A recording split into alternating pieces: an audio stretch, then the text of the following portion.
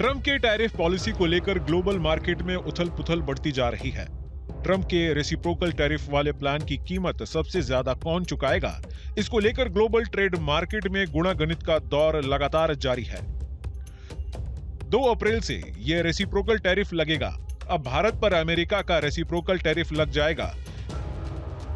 Trump tariff वाले chart में उलटफेर ऐसे वक्त कर रहे हैं जब भारत और अमेरिका के बीच द्विपक्षीय व्यापार सरप्लस में है। ऐसे में रेसिप्रोकल टैरिफ का किन किन मेगा गुड्स पर असर पड़ सकता है, ये बड़ा सवाल है।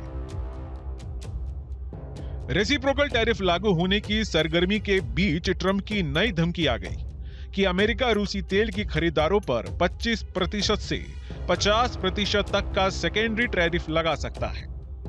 ट्रंप के इस सनसनीखेज दावे का सीधा ताल्लुक भारत से है। अगर ट्रंप सेकेंडरी टैरिफ वाले फाइल को आगे बढ़ाते हैं तो भारत के तेल आयात पर बड़ा प्रभाव पड़ सकता है। इससे रूस से सस्ते तेल की आपूर्ति महंगी हो सकती है, जिससे भारत में ईंधन की कीमतें बढ़ सकती है।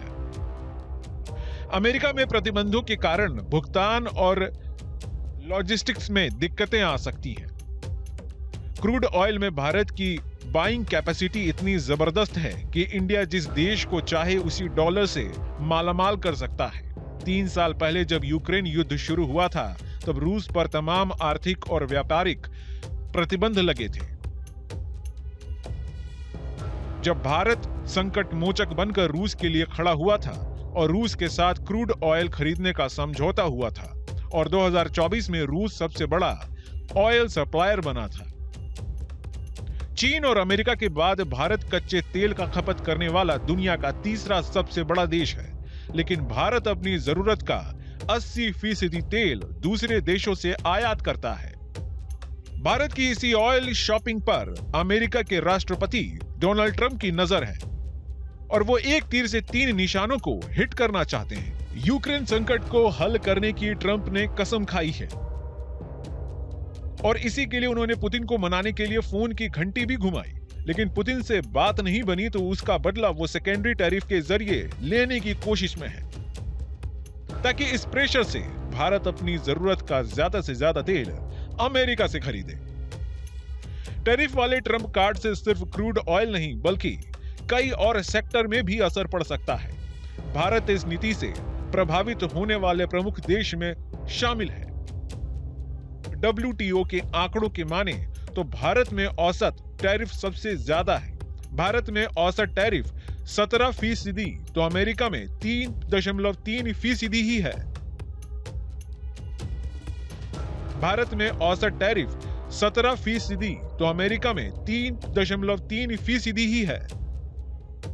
खाने पीने के सामान की बात करें तो मांस और प्रोसेस्ड फूड पर भारत में 37.66% टैरिफ लगता है, जबकि इन्हीं सामानों पर भारत को अमेरिका में 5.29% टैरिफ देना पड़ता है।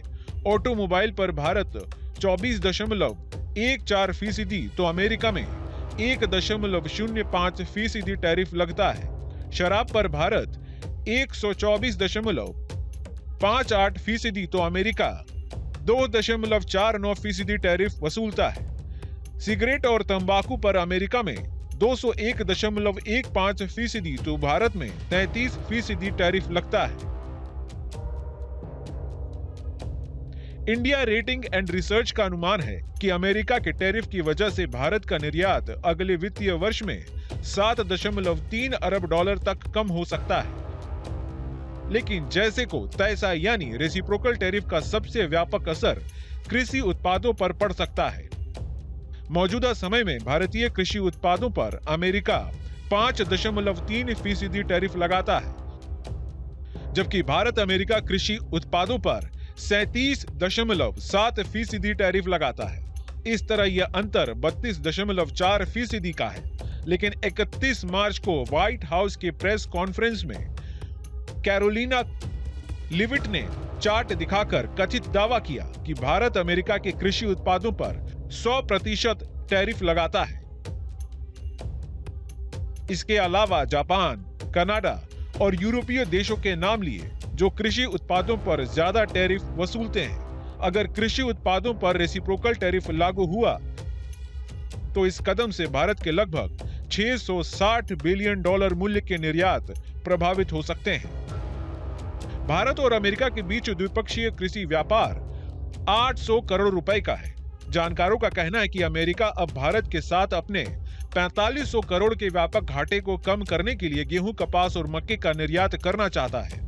बताया जा रहा है कि भारत कृषि और डेयरी सेक्टर्स में सस्ते आयात शुल्क का विरोध किया है। भारत दुनिया का सबसे बड़ा जेनेरिक दवा निर्यातक है और अमेरिकी बाजार में इसकी हिस्सेदारी महत्वपूर्ण है। भारतीय दवा कंपनियों के लिए अमेरिका प्रमुख बाजार है, जिसमें हर साल लगभग 18 बिलियन डॉलर की दवाएं निर्यात होती है।